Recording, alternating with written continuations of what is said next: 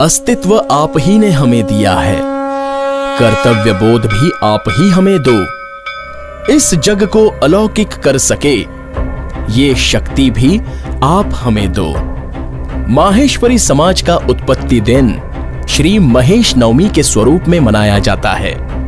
माहेश्वरी समाज की उत्पत्ति संक्षिप्त रूप में दिखाने का छोटा सा प्रयास। जय महेश।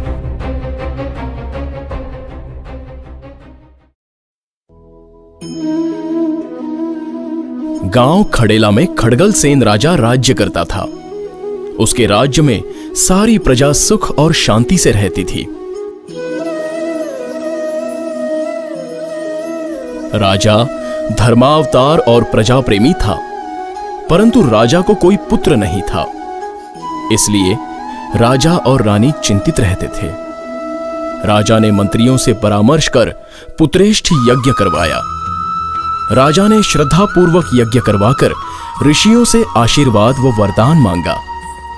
ऋषियों ने वरदान दिया और साथ साथ ये भी कहा कि तुम्हें जो पुत्र होगा वो बहुत ही पराक्रमी होगा, वो चक्रवर्ती राजा होगा, परंतु 16 वर्ष की अवस्था तक उसे उत्तर दिशा की ओर न जाने देना। राजा ने यह स्वीकार किया। राजा की 24 रानियां थीं। समय पाकर उनमें पंचावती रानी गर्भवती हुई और पुत्र को जन्म दिया।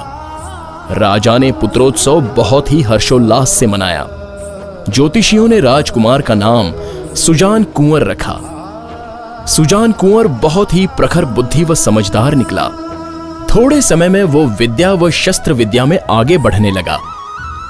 दैव योग से मुनि खड़ेला नगर में आए और सुजान कुंवर उनके उपदेश से प्रभावित हो गया और धर्म की दीक्षा ग्रहण कर ली और राज्य भर में धर्म का प्रचार आरंभ कर दिया। एक दिन राजकुमार 72 उमरावों को साथ लेकर शिकार खेलने के लिए जंगल में गया और वहां उसने उमरावों से कहा कि आज हमें उत्तर दिशा की ओर चलना है। सूर्य कुंड के पास जाकर राजकुमार ने देखा यहां तो 6 ऋषि यज्ञ कर रहे हैं, वेद ध्वनि बोल रहे हैं। ये देखते ही सुजान कुंवर आग बबूला हो गया और क्रोधित होकर कहने लगा कि इस ओर मुनि यज्ञ करते हैं, इसलिए पिताजी ने मुझे इधर आने से रोक रखा था, मुझे भुलाव दिया जा रहा था। उसी समय उसने उमरावों को आदेश दिया, यज्ञ विध्वंस कर दो और ये यज्ञ सामग्री नष्ट कर दो।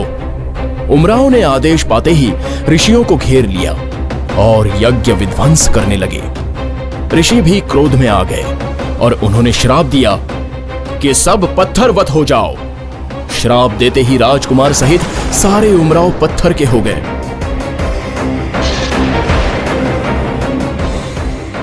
जब ये समाचार राजा खड़गलसेन ने सुना तो अपने प्राण तज दिए। राजा के साथ 16 रानियां सती हुई। राजकुंवर की कुंवरानी चंद्रावती उमराव की स्त्रियों को साथ लेकर ऋषियों के शरण में गई, अनुनय विनंती की और श्राप वापस लेने की प्रार्थना की। तब ऋषियों ने उन्हें बताया कि हम श्राप दे चुके हैं, अब तुम भगवान गौरी शंकर की आराधना करो। यहां निकट ही एक गुफा है जिसमें जाकर भगवान महेश का अष्टाक्षर मंत्र का जाप करो। भगवान की कृपा से वो पुनः शुद्ध बुद्धि वाले व चेतन हो जाएंगे। राजकुंवरानी सारी स्त्रियों सहित गुफा में जाकर तपस्या करने लगी। दत्तचित्त से तपस्या में लीन हो गई। भगवान महेश उनकी तपस्या से प्रसन्न होकर वहां पधारे। झट पार्वती जी ने भगवान शंकर से इन जड़वत हुई मूर्तियों के बारे में चर्चा आरंभ की तो राजकुमारी ने आकर पार्वती जी के चरणों में प्रणाम किया।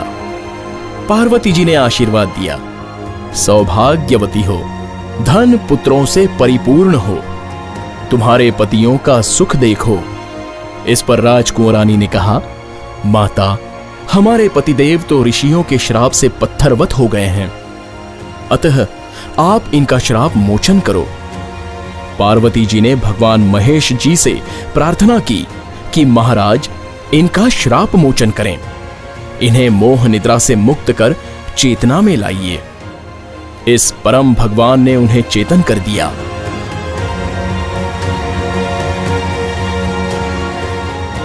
चेतन अवस्था में आते ही उन्होंने महेश पार्वती को घेर लिया। इस पर भगवान महेश ने कहा कि क्षमावान बनो और क्षत्रित्व छोड़कर वैश्य वर्ण धारण करो। उमराव ने स्वीकार किया, परंतु हाथों से हथियार नहीं छूटे। इस पर भगवान महेश ने कहा, सूर्य कुंड में स्नान करो। फिर सब ने सूर्य कुंड में स्नान किया। तब उनके हथियार पानी में गल गए। उस दिन से इस कुंड का नाम लोहागर हो गया। स्नान कर भगवान महेश की प्रार्थना करने लगे। भगवान महेश ने कहा कि आज से तुम्हारी जाति पर मेरी छाप रहेगी, यानी तुम माहेश्वरी कहलाओगे और तुम व्यापार कर इसी में फूलोगे फलोगे।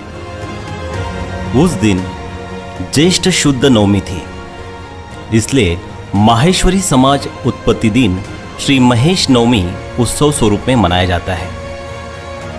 जय महेश।